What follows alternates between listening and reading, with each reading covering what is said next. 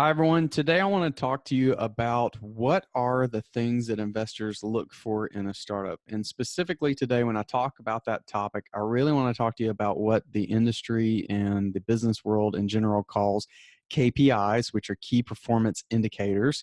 And there's a wide variety of them that investors look for. I want to run you through some of those so that you can be thinking about them when it comes to your business if you're going to be raising capital. And if you don't know the answer, you need to go out and find out the answer to these because they're things that investors are going to be asking you for.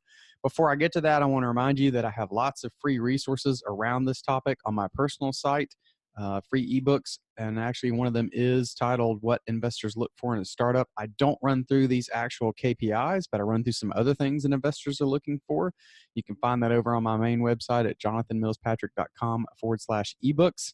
Just click away and download those at your convenience.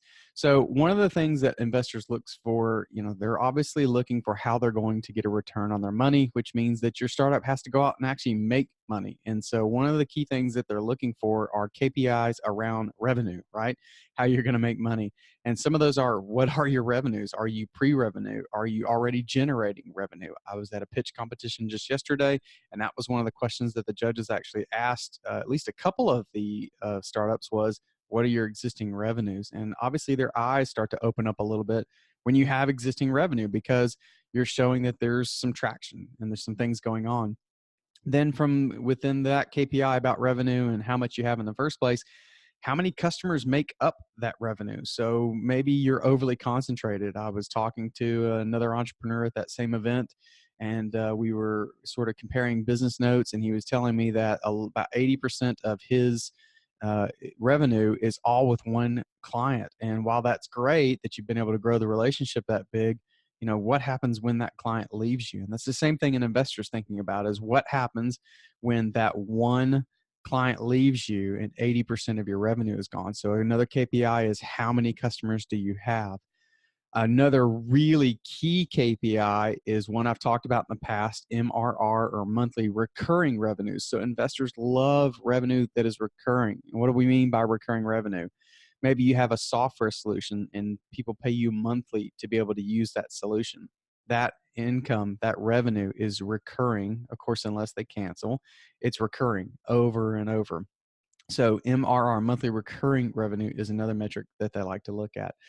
Investors love to know how your operating expenses are structured. So what percentage of your revenue is taken up by cost of goods sold and operating expenses, some other big key KPIs. Now, another category around KPIs is going to be pipeline metrics, right? So how does your sales cycle work? How does your sales funnel work? How many people are coming into that sales funnel at a given time? What's your close ratio within that sales funnel? What's your return customer uh, percentage inside that sales funnel? Another thing about your pipeline is called CAC, which is the customer acquisition cost. What is it costing you in marketing and advertising and sales to go out and acquire a customer? And then, of course, what they're doing with that is they're taking that kind of number and they're slapping it up against your revenue and saying, okay, well, if you're earning this much and your CAC is this much, they sort of use that to back into your numbers. You might look at your retention rate, talked about that, turnover rate. So how often, if you, let's say you're looking at MRR, monthly recurring revenue. And so an investor's wanting to know how that's going in, you're telling them it's $5,000 a month, but maybe that revenue turns over and you're having to recreate where that source comes from on a regular basis. Another key KPI is LTV. Now, in the business loan world, that's loan to value. That's not what that is here in the equity funding world. LTV is lifetime customer value, essentially, lifetime value of a customer. So, if you know that you get your cost of acquisition of a client is $5, but the lifetime value of a customer is $50, that's a pretty good deal. And so that's a pretty good KPI or key metric that an investor is going to look at. They also are going to look for things like average revenue per account, right? So just all these numbers around revenue and what you can expect what you can expect to earn as a startup founder are really key for that conversation, because at the end of the day, an investor wants to recoup their investment in your business. And the way they're going to do that is through revenue, so that your business can grow and scale. And then you can have some sort of exit where you're selling out to another company, or maybe they've worked out a deal with you where it's a revenue share. There are opportunities to work with investors where you're not giving up equity in your business, but it's a revenue share. So some of these KPIs matter more than others, but really what I'm trying to tell you is it all comes down to knowing your numbers. You need to know these numbers.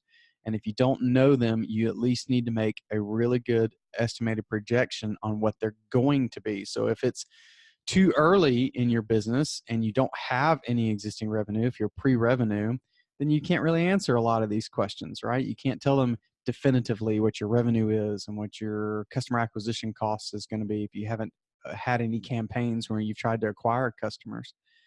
But you still have to project these. You still have to get a good sense of what it might cost you to go out and get a customer. And there's ways to do that we can talk about it at another time. But just make sure you know your numbers, make sure you know what these KPIs are, and have the answers to them, have done the analysis if you don't have the answers. And in worst case scenarios, you can always tell investor, that's not a number I have just yet, but we feel like it's going to look like this.